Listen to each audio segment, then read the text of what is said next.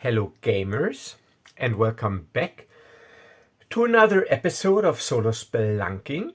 And it is Saturday afternoon, a wonderful, nice Saturday afternoon. So what better way to ease into this weekend than playing a little Dragonbane solo. And today it is Dragonbane, and I really hope that I will get another session in this weekend, but I don't know yet because I got visitors coming tomorrow. But I'm eager to also continue my Star Wars game because I want to give you a sneak peek for those of you following my community tab. There I hinted that I wanted to try out something that I saw at Wylona's cave, and that is, instead of a map, using a printout of a cool looking picture. And I prepared something that I want to show you because I can't wait. And this is, let me get this out of this document sheet so that the reflection is maybe not as bad. So this is, or will be, Narshada CD alleyway. And I really like this, for example, like this computer interface terminal here.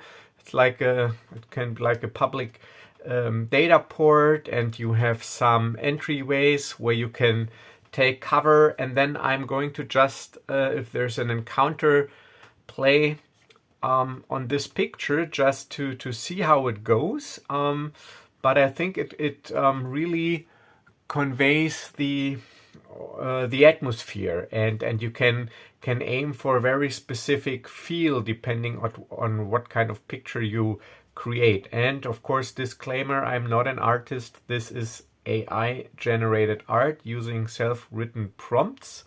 The prompt was something like isometric top-down view of a seedy alleyway in a space opera setting or something like that. I gotta look it up in the generation history. And then it spit out this image, and and I put down a full color illustration because I don't like this really photorealistic look. So and then I was provided with 4 pictures, and this is the one I chose that I liked the best. And I did another one for a seedy smuggler's den cantina, and that is this one here. And I got some photo paper with a is it glossy, with a glossy coating to print these out. And and they're of course reusable. And I'm actually pretty excited about this, and I'm looking forward to it to see how it plays. But I think it is really nice.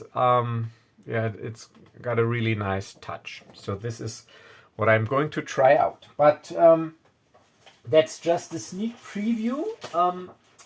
We're not here to play Star Wars. We're here to play Dragonbane today. So I continue with Naris, my human thief, on mission number 2 of the Alone in Deepfall Breach campaign. And I am approaching the 3rd waypoint after making my way through a burrowed tunnel and a confounding maze. And Stone Gaze, he gave me some clues about this waypoint in advance. So he told me, and let me give you a quick heads up here. He said in his Ingolthor voice, this is called the Fool's Crossing. This crumbling bridge spans the breadth of the rift. Below, a river of magma belches smoke and fire. A small band of orcs encamp on the near side of the bridge. A barricade manned by cultists lies on the other. The orcs siege the bulwark but take no ground. There must be magic at work to repel these skilled warriors so handily. So we will see about that. So I'm not there to take ground. I just want to get in. So yeah, let's see how I'm able, or if I'm able to handle this, because this sounds pretty strange, but or difficult, not strange, difficult. But first things first. So I'm coming out of this burrowed tunnel, and yeah, this borrowed tunnel opens up to some sort of plateau, and as I walk out of the tunnel, the first thing, of course, I do is to extinguish the candle. Oh yes, and I did look it up. So of course an adventure spell does include a candle, and it also includes chalk. So we did all right there. And yeah, I put out the candle, but of course I will not wander in the dark, but I will ignite the torch again, or another torch, to provide me with a light source that illuminates a little bit more. So I take my torch and I try to illuminate the area as best as I can. And indeed, it seems like this burrowed tunnel opens up into a rocky plaza, and I can see, and I will, because this is something I thought, so if this is the only way to this location, how did the orcs get there? I mean, they must have come a different way. I don't think that everybody crawls through this burrowed tunnel, because this was just the way I took, because Ingolfr, he saw this way. So I will add just two lines here to make to let this flowchart again possibly branch off, and this will be the Fool's Crossing. We'll just put down Fool's Crossing because it is described in the book. Fool's Crossing, and I might add some more notes to it later, or in my journal. Yeah. So, and I can see that there is at least two other hallways or passages that converge on this plateau. So this is what I try to indicate here with these lines. And in the distance, I can already feel the heat of this river of flowing magma that Ingolfr told me about, but I can't quite see it. But the air already smells of sulfur, and it is hot and sticky. And in the distance, I can see a small flickering light, as if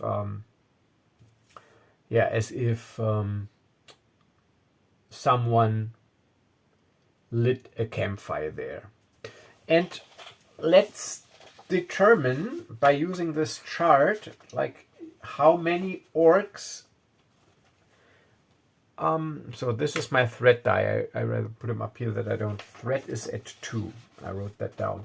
How many orcs are camped there? So the number, let's see.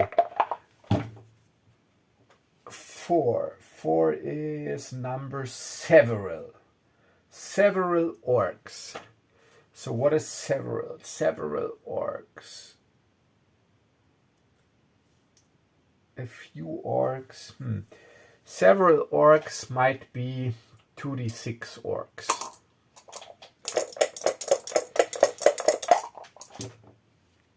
Oh, that is 11 orcs. That is quite a lot. Like a dozen, numerous. Yeah, all right. So an encampment with 11 orcs. I don't know that yet. It is unbeknownst to me. So but just to get an idea for the further development of the story. And camp, I think with an E, campment, I don't know, 11 orcs. Okay, so maybe it's not only one flickering light, maybe it's like 2 or 3. So it is a somewhat larger camp, and those are probably campfires. But I don't know yet if the orcs are hostile or friendly, and I'm not really. I just put an orc here as a reminder. So this is the bridge, and here we have this flowing river of magma. This is the edge of the rocky plateau, so I can't cross here. I gotta go across the bridge. But I'm still somewhat off the map way down here. And I'm not really fond of encountering the orcs because I'm not sure if they're friendly or how they would react to me. And I'm not sure if I want to find that out. I mean, I'm a thief after all, and the thing is, but the stupid thing is, if you're in the dark, you always have to carry a torch. You're basically giving away your position. So for dungeon delving and dungeon exploration, I think there's no better thing than some form of dark vision where you do not need a light source to give your position away. But I'm still pretty far away, and I can see those flickering lights. So maybe once I get closer, I can extinguish my torch and try to sneak past the orcs. So my plan is I want to sneak past the orcs. So how do I do that? So first, of course, I go a little bit, or I come a little bit closer. So let's see, let's make a roll if I can advance to a point where I can extinguish my torch without being seen. So that'll be sneaking. It is agility based. I was lucky. I didn't have a condition. Ha! Yeah, I think I managed to last session with the fungus. I think I managed to. Yeah, I remember I managed to clear the path quick enough so that I didn't get dazed. So I don't have a condition. Haha. So it's a sneaking roll. Yes, 5. 5 out of 14. So that is a pretty good roll. So I managed. So I'm approaching from over here. Can you see it on the camera? Yes. So I managed to come close enough without being seen. Maybe they didn't really pay attention, or they were staring into their own fire and their attention was focused elsewhere, that I'm close enough so that I can extinguish my torch but still see enough to make my way to the bridge. Because also now I'm close to this river of magma, which also illuminates the area somewhat.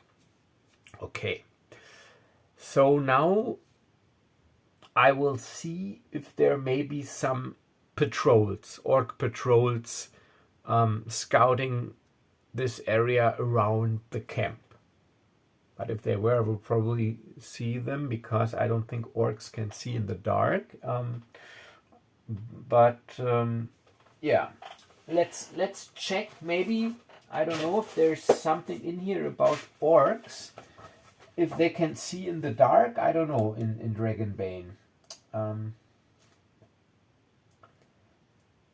Orc, here, let's see. Does it say anything about being nocturnal? In direct sunlight, orcs get a bane on all rolls and suffer d6 damage. A thick layer of clouds or full cover clothing are enough. Alright, so they're nocturnal, so they can probably see in the night. let's see.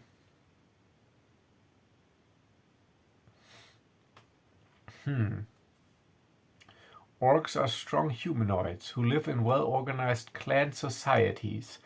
Some are settled, digging vast tunnel systems deep beneath the woods and mountains. Others wander.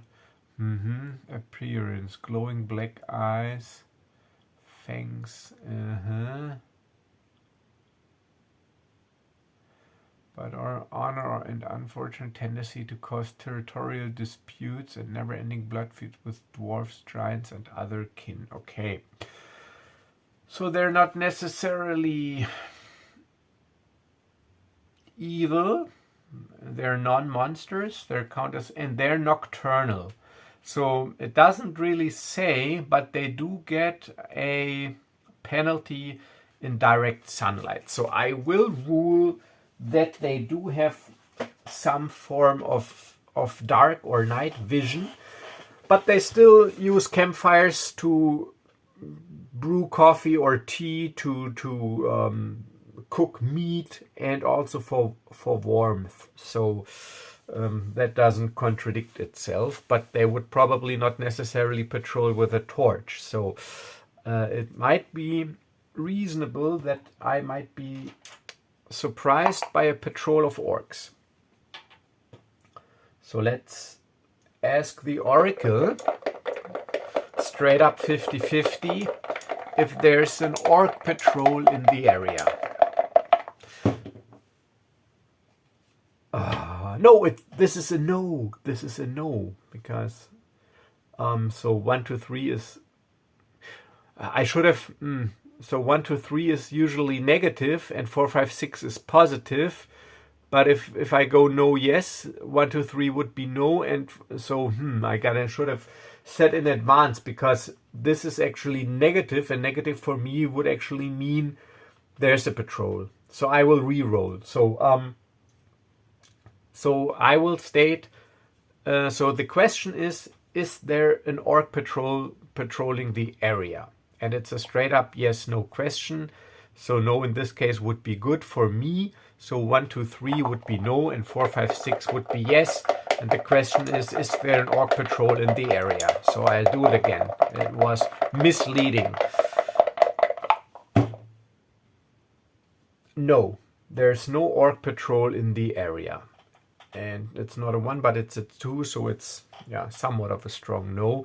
So all the orcs are in the encampment. So I sneak closer without a light source, and using the light from this magma river and the campfires to try to reach this crumbling bridge without being seen. So that will be another sneaking roll, because now I'm rather close. 9. Yes, I do make it. So I managed to step up on this crumbling bridge, which has like a little railing here, so I can duck. So I duck and cower, but this bridge is not in really good shape, actually. It is described as a crumbling bridge. So I gotta tread carefully. And the belching magma underneath could erupt any minute. So this is a classic oracle roll. The question is, does the magma erupt while I am on the bridge? And it's classic yes, no. 1, 2, 3 would be no, so it would actually be positive for me. So does the magma erupt?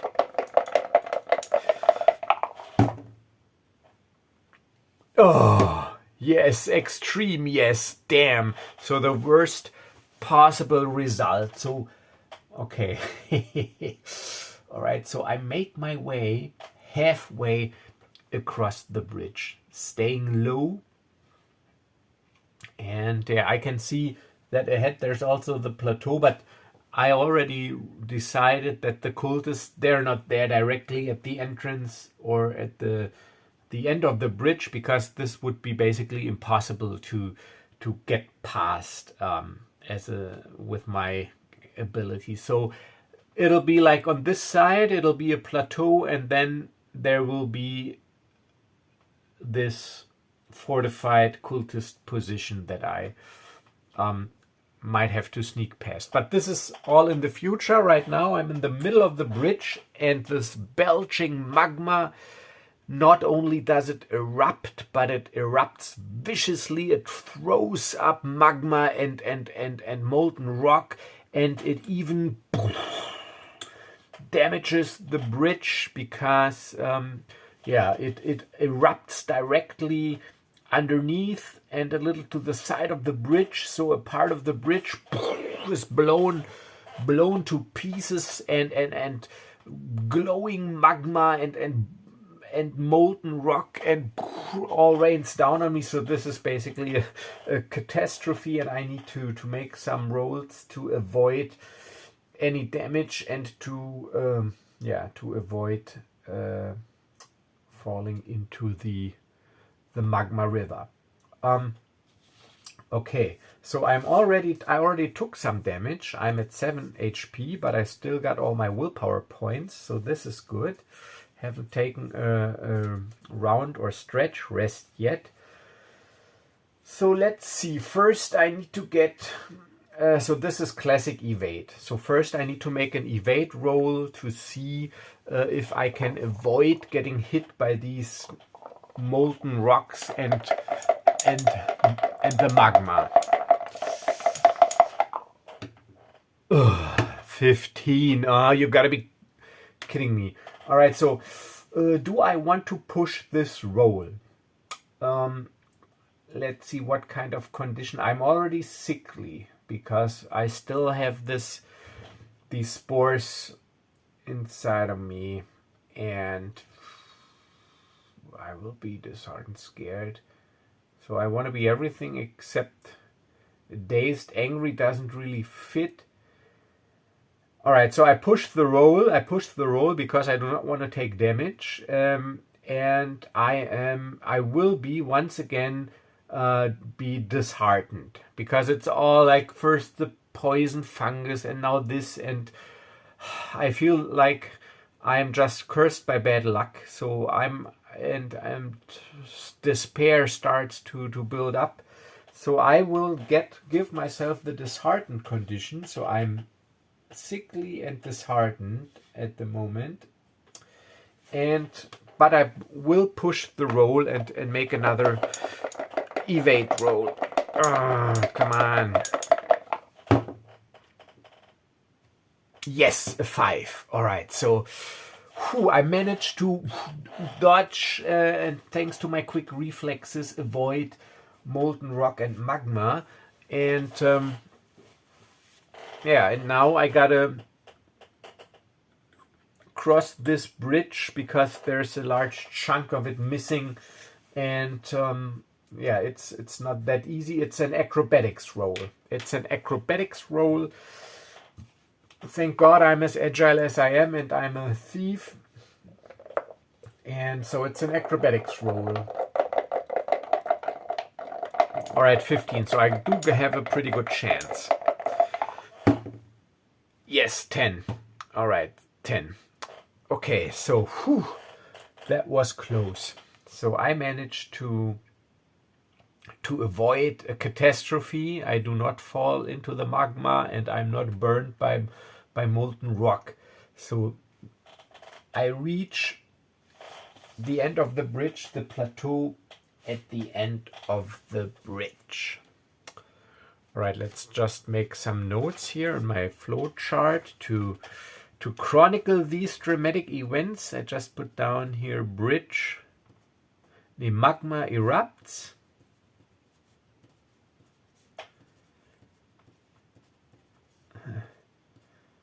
Part of bridge collapse.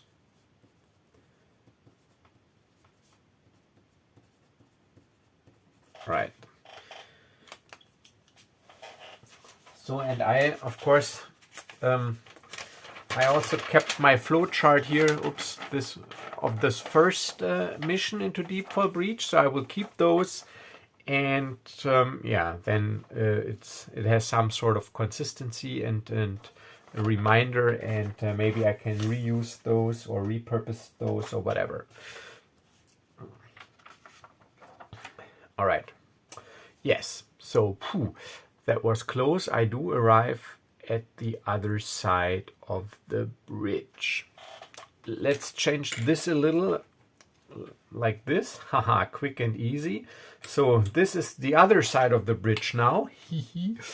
And this is, of course, where the magma is, and this is a larger plateau opening up where it where the cultists also have their barricade set up, their encampment. Yeah. So let's see, how do I do this with the magic barrier? You know what, if you don't know really what or how to do something, or if you want to add something, it's always a good idea to get some inspiration from some tables. So I am going to roll on the inspiration table, and yeah, there will be,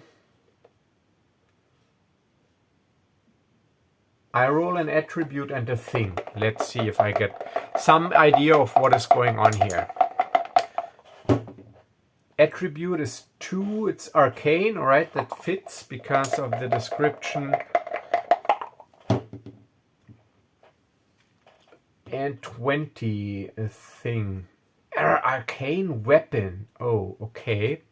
Yeah, this basically only just reinforces what is already stated in this description. So arcane weapon, I interpret this as some sort of warding magic, and it says that there must be magic at work to repel these skilled warriors so handily. So exactly this is what it is. It is basically confirmed by the roll. So there are warding spells or warding mechanisms, arcane warding mechanisms in place here that are designed to repel invaders, some sort of barrier. The question is, I mean, I am warned by Ingolfer. Do I notice those? Do I have a chance of avoiding them somehow?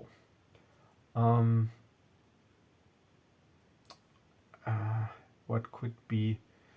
It could be either be, yeah, once again, awareness or myths and legends. I'll go with awareness to see if I can spot some of those. Maybe there are arcane runes that are etched into the floor that I need to avoid. Okay. Oh, okay, and I already have an idea. Wait a minute.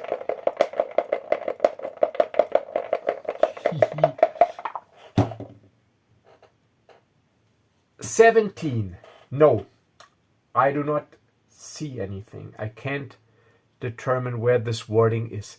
And this is actually pretty good because I just had an idea how to do this, and I want to showcase this to you. It just came to me in this spur of the moment. So let's see. 1, 2, 3, 4, 5, 6, 7. Great. All right. So that's a D8. And this is, wait a minute, 1, 2, 3, 4, 5, 6, 7, 8, 9, 10, 11, 12, 13, 14, 15, 17. So a D20. All right, so haha, now I have a good idea.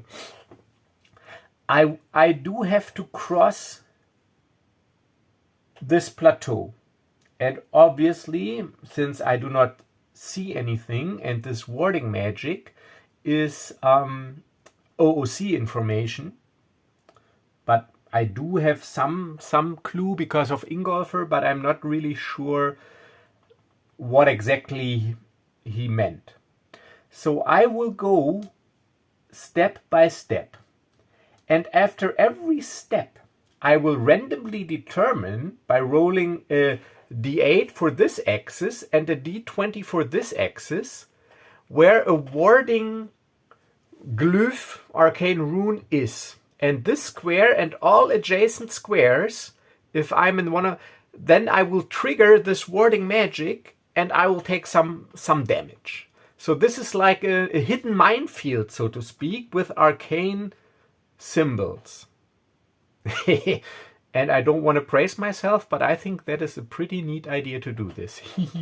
So this is what I will be doing. So let's see, 1, 2, 3, 4, 5, 6, 7. Yeah, so this one doesn't count. So, all right, so I'm careful. I stepped down, and seriously, this just came to me. I wasn't thinking about this in advance. The only thing, we used a somewhat similar method. I say we because in my miniature gaming group, when we played Star Wars miniature scenarios, we sometimes used this method to randomly place encounter tokens on the map. So so this is how we determined random squares. So but to apply this to this scenario really just came to me. So all right, so I'm moving 1. All right, so this might take a while now, but I think it's pretty fun because it's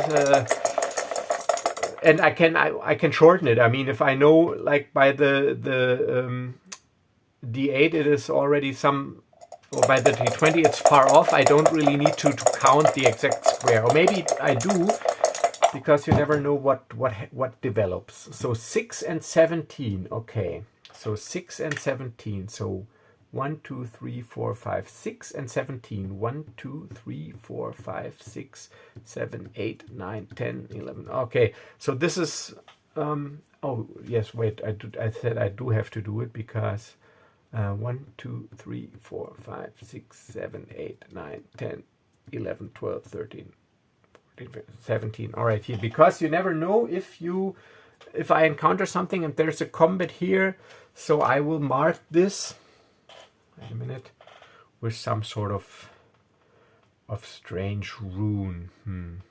I'm not a good rune drawer, but let's just say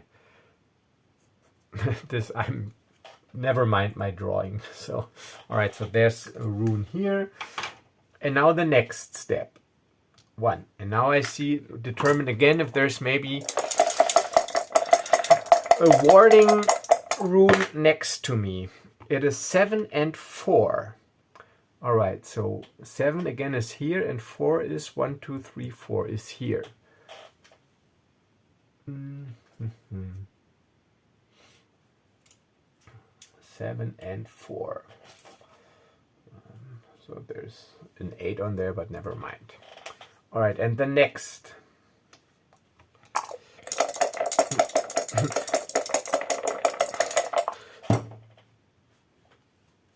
Seven is once again there, and 18. So this was 17. So I will re-roll that because it is 3. All right, 7 and 3, which is here. Because 1, 2, 3, 4, 5, 6, 7, 1, 2, 3. Yeah. Okay, so maybe there's something worth protecting there. And once again. So while it did actually sound pretty cool in theory, in practice, it is, of course, if you transfer this to the game world, it's pretty strange that the cultists didn't place those wardens along this obvious corridor, maybe. But I'll roll with it.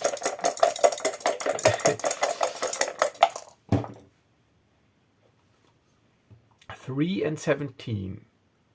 1, 2, 3. Oh, this is getting closer here, and 17 is once again this one right here. All right. And another step. And I mean, I got 7 hit points. I don't really want to get hit by some sort of warding magic, actually. 13 and 8. All right, 13 and 8. Let's see. So 8 is actually of the map, but the 13, 6. All right, so this is here, and now 13. 1, 2, 3, 4, 5, 6, 7, 8, 9, 10, 11, 12, 13. Phew, close one, because all the adjacent squares are affected as well. So that was a close one, could have hit me.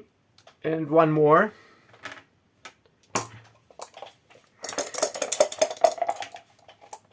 Oh, 2d20, no.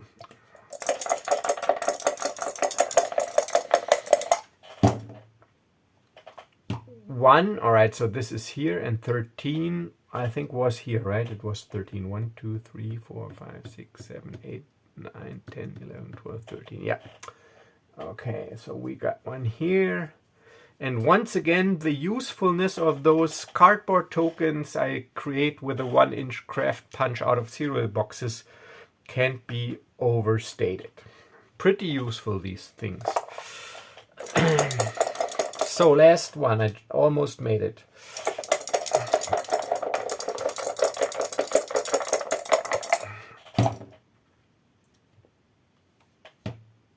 Six, which is here, and 4. 1, 2, 3, 4. All right, so also clustered here. All right, and I managed to cross this area. Yeah, indeed, like I said, this is pretty strange, but you never know. I mean, there might be these they might already been set off by the orcs when they tried to take ground, and then they retreated, but they were not replaced or replenished, or maybe the cultists, they don't have the ability. Maybe this is warding magic that was put in place by someone else. So what I want to actually say is, don't overthink it. This is also something I'm guilty of, that I try to overthink things, but at the end of the day, we're playing a game and we're in a fictional world, and there might be a myriad of explanations why things are the way they are that you probably don't know. All right, so I did manage to cross this plateau. Oh no, I leave them here. And come closer to the cultists. To the cultists barricade. And now once again, the overthinking part. Now I'm pretty far away from the belching magma, so now it is actually time, I think, that I do need to light another torch. I think I can't really see anymore without a torch. It was more like a guessing game. So even though I am hesitant, because I have no choice, I have to light a torch. Actually, this is a pretty strong drawback if you're trying to play a stealthy character. So when I get back to outskirt, I gotta check if there's some form of magical item, maybe a ring or a headband or something that might grant me some form of dark vision. But we're not there yet. First, we gotta get past the cultists. All right, so yeah, I do have to light a torch. Let me check again did it give me any more hints or clues here? Fool's Crossing. Beyond a ruined gate lies a courtyard. Okay, so my way will lead me to a ruined gate that leads into a courtyard. But before I get there, I have to get past some cultist barricades. So I managed to avoid the warding magic. I'm thinking, because I do not really want to just do stealth rolls, but then again, why not? I will roll again on the inspiration table and see if something else strikes my fancy, and if it doesn't, I'll just go by the standard. I try to sneak past, or maybe I make a skill challenge out of it. Skill challenge are always a good way to create some form of tension. Okay.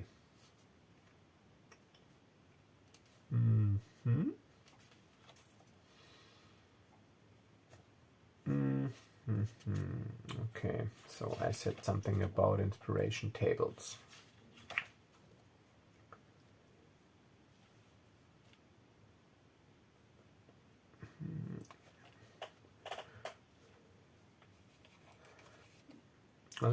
I roll once on each table. Action, attribute, thing.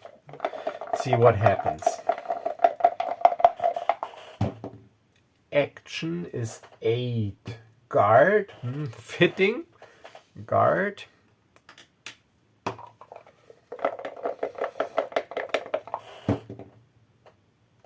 Guard and 6. Attribute guard. Damaged. Okay.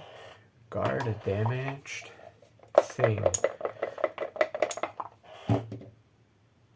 19. Oh, guard damaged treasure. Oh, okay, interesting. Okay. Guard damaged treasure. As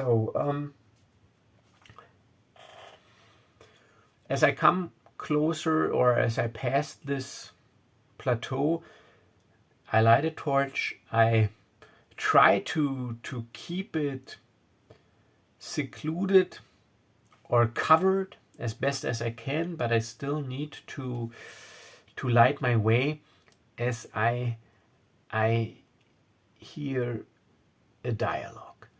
Damn! I told you you have to take better care of it.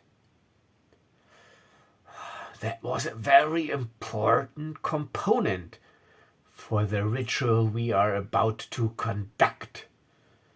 And now it's gone. Damaged. Because you didn't wrap it well enough. I told you it was fragile. What do you think will happen if... Did the leader have a name? Wait a minute. I think he did. If find ye Arioch. What do you think will happen if Arioch finds out? Because of you, the ritual will be delayed. We gotta get another one. I don't want any part of this. Damn you fool. Then why didn't you carry it? So obviously there's some cultists arguing. So this was guard damaged treasure. So they were transporting some important item that is needed for whatever sinister plans they had. And it was obviously a fragile item, maybe like a potion or something. And it's gone, broken, damaged, whatever. And now they're arguing. So see, even though I rolled up random things, now we have a little situation here. But that is actually pretty good for me, because so I have to sneak past them, but because they're arguing with each other, I was about to grant myself a boon, but then I remembered the torch. So what I will determine now is, am I close enough now to other light sources? Like if you imagine that this plateau that then there opens up into this courtyard through this ruined gate. Maybe there are some braziers or torches or light sources that I can see, and I think going by the story that would be likely. So I'll tilt the scales to the positive, to the yes. So once again, a yes/no question. Do I see any light sources that would allow me to extinguish my torch? That is the question. And then yes is good.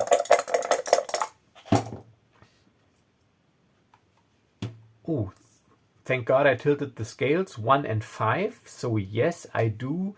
So I'm actually pretty close now. I see a shimmering light in the distance, throwing a shadow to, in the dancing lights, I can see the shadow of a broken gateway that leads into this described courtyard. But on my way there are these cultists arguing, but I can extinguish my torch. I will. and I have to sneak past them, and because they're arguing, I now grant myself a boon. And it is now, of course, the always useful sneaking roll with a boon.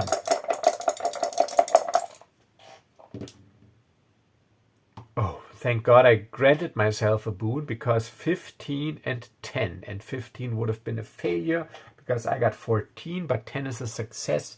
So I managed to sneak past this arguing group of cultists and enter through this broken gate into the next waypoint. Okay, Fool's Crossing, and this will be the what is it? The Shadowed Courtyard. Okay, so I enter into the Shadowed Courtyard.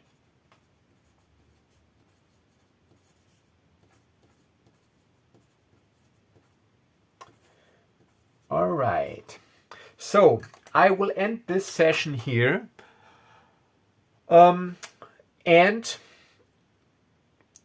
now, as I said, I will throw in 1 or 2 Star Wars episodes, and then we will continue this, because I do want to keep some variety in the channel. And I'm also forget it. You will see if there's something to see. Yeah, so I hope you enjoyed this episode. I hope you liked this episode, and if you did, and if you want to support the channel, please do subscribe so that you also don't miss it when I upload another episode. And I hope you have a wonderful Saturday and a wonderful upcoming weekend. And yes, I will see you hopefully in the next video. Until then, as always, stay safe and stay healthy and have a good one. Bye bye.